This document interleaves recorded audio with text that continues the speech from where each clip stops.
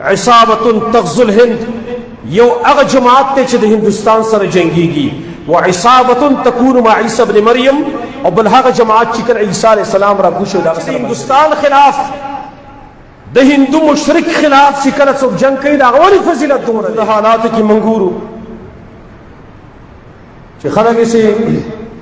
ملنډم بعضې خلکو جوړه کړې ده، بعضې خلک یې بې پروا شان تم دی. زمانو دا بې پروایي نه ده پکار.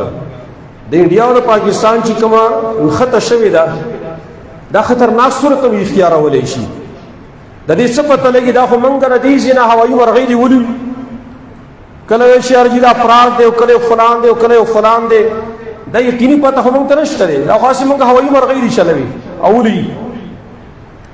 حقیقت پته نه لګي څنګه دی، خو خطره خو کېدلی شي او خطره دم بعضی خلق عقیدہ پا گپ پانے اخلی. دا در نبی صلی اللہ علیہ وسلم فرمائے دی لا تتمنوا لقاء عدوی، دا دشمن دا دا ملاقات ارمان مکوئی چوالا راشا چی مقابلہ وکوالا راشا کل برازی وزنی پا انتظاریم. لا تتمنوا لقاء عدوی، دا دشمن دا ملاقات ارمان مکوئی. فَإِذَا لَقِيتُمُوهُمْ نفصبروا یا فثبتوا کلچ ملاوشی و بیر صبر مظاہرہ کوئی. او دا یہ وجہ صدا جنگ کی خطور خیر نہیں. ان الملوک اذا دخلوا قریتا افسدوها وجعلوا اعزت اہلها اذلہ. دشمن چی کل کورتا وطن تور داخل شی چا کورتا ور داخل شی یو کلی تور داخل شی اورا نہیں ہے اگر جوڑخ نہ راولی اور اعمال راولی دا غی عزت من خلق ذلیل کی بیا. لہذا دادی سوکروئی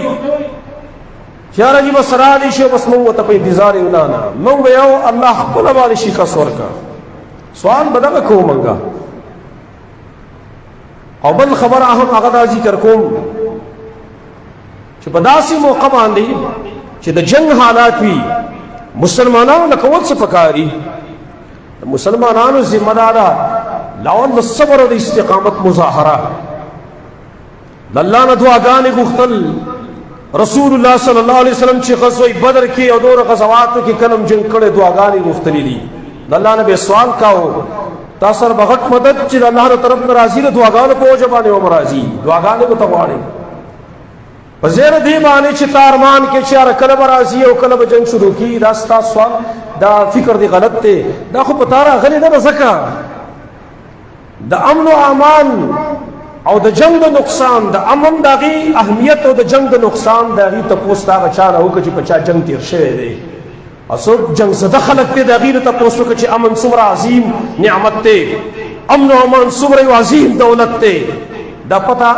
تا تنشتره دا تاغي ته تپوس وکا چې همیشه د پار اساس سره در سره چې ته خوراکم کې او په یره باندې کې دسکا کم کې په یره باندې کې ته خوب کې نو ام په خوب کې ریږي ورا پاسېږي داخل کنا چې په دوخ په باندې ودی. زمانو دا سوالونه دا باندې کومګه دا صبر او استقامت مظاهره په کار دا دعاګانې کول په کار دي او دا غي سره سره د اتحاد او د اتفاق دا ضرورت لري چې موږ یو موټی شوي یو قوم جوړ شوي نه یو نو کافر باندې شپتا باندې به زړور راځي. دا یاد لرئ چې کافر کله مخالفه به منتری په مسلمانانو باندې د مسلمانانو د اندرونی اختلافات په وجه باندې تاسو تاریخ مطالعه کړئ چې اندرونی اختلافات کله په مسلمانانو کې پیدا شوي دي نبی مسلمانانو ات شکست خوړل دي ورنه که طاقت په لحاظ دی وایي نا قرآن لکم من فئة قلیلة غلبت فئة کثیرة دیر کرت یو معمولی ڈالا لگ جماعت دا پر دیر جماعت پانے غالب شوی دے پا بدر کے نبی صلی اللہ علیہ وسلم صد پاسر دریسم کسانو سرا وزریا پنہا سو غالب شوی دے. غزوی موتا کی یو طرف اور تعجب خبر دا غزوی موتا یو طرف 2 لاکھ لشکر در رومیانو عیسیانو او بل طرف تر صحابہ کرامو 3000 لشکر او 3000 لشکر 2 لکتا شکست ورکی ولی ورکی منس کی متحدو اتحاد پائی کی موجود ہو. لہذا دا وقت ندی خبر ندی اتحاد خبره ده اتفاق خبره کوئی کورنۍ مسلې په کور کې حل کوو مونږه شیخ الاسلام ابن تیمیه رحمه الله په شام کې چې کله هغه ټیم کې دغه سره ډېر مخالفینو جهمیه معتزله او دارنګې نور ډېر غټ باطل پرست خلک چې په عام اوقاتو کې به دومره سخت لهجه شیخ الاسلام کله استعمال کړي چې په هغې به د کفر فتوا هم لګوله خو چې کله تاتاریان رال نو هغې ټول راجمع کړه یو ځای کې د چا ورته ویلي چې مخکې خو دې پرې فتوې لګولې ویل هغه زموږ د کور مسله ده اوس چې کوم دشمن راغلی دی هغه ما دا نه ګوري چې دا پکې پلانې دی او دا پکې پلانې دی ټول موږ په یوه تله کې شماري اوس دې ته نه ګوري هغه صرف بیا دې ته ګوري چې دا د کوم وطن دی دا پاکستانی دی دا افغانی دی دا پلانې دی دې ته نه ګوري چې دا د پلانې پارټۍ دی او دا د پلانې پارټۍ دی در شیخ الاسلام ابن تیمیه هوښیارتوب و چې ټول یې راجمع کړه چې دا زموږ د کور مسله راو په خبرو باندې حل کوو او دا بله خبره دا جنګ ده دا به ټول یو ځای کېږي ورته اتفاق او د اتحاد مظاهره او د هغې سره سره همدا موږ ویو چې کوم خلک هغې د هندوستان خلاف جنګېږي جنگ کې شرکت کوي د هغې دپاره مخکې رسول الله صلی الله علیه وسلم فضیلت ذکر کړی و عصابتان من امتي احرزهم الله عن النار دوه ډلې دي زما په امت کې الله به د جهنم نه بچ ساتي او د جهنم اور په هغې باندې حرام دی هغې کې اول نمبر څه عصابة تغزو الهند امام نسائی دا روایت نقل کړی صحیح الاسناد عصابة تغزو الهند یو هغه جماعت دی چې د هندوستان سره جنګېږي وعصابة تكون مع عیسی ابن مریم او بل هغه جماعت چې کله عیسی علیه السلام راکوز شو د هغه سره ملګری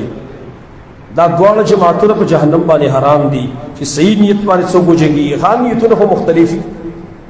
د هغې وجه اهل علمو ذکر کړې ده چې د هندوستان خلاف د هندو مشرک خلاف چې کله څوک جنګ کوي د هغه ولې فضیلت دومره دی وایي د هغې وجه دا ده چې په ټولو ګناهونو کې الله ته بدترین او الله ته مبغوض ترین هغه شرک دی دې وجه نه یو چا که قتل کړی که چا زنا کړي که نورې کړي نو دله که سزا واخیستلی شي یو ځل به الله جنت ته داخلوي چې ایمان ورسره وي خو چې شرک چا کړی انه من یشرک بالله فقد حرم الله علیه الجنه چا چې شرک وکړو نو الله په جنت حرام کړی دی او الله د دې مشرکان مبارک وی ولا يدخلون الجنه حتى يلج الجمل في سم الخياط دومره ته الله قار دی او چې جنت بنانه په سترګو مینه نه سو پورې چې وی وخته د ستنې په دې سوري کې داخل شوی دی کنه جنت پتا حرام دی مبغوض ترین شی چې کوم دی هغه الله ته شرک دی شرک خو یهود هم کوي شرک خو نصارا هم کوي خو د هغې وجه علماو دا ذکر کړی دا وایي د هندوانو شرک چې کوم دی دا ډېر بدترین شرک دی دا ډېر غلیظ ترین شرک دی ځکه نبي صلی الله علیه وسلم فرمایي چې دې سره څوک جنګ کوي نو هغه به د اور نه بچ وي زما ورونو دې خلکو سره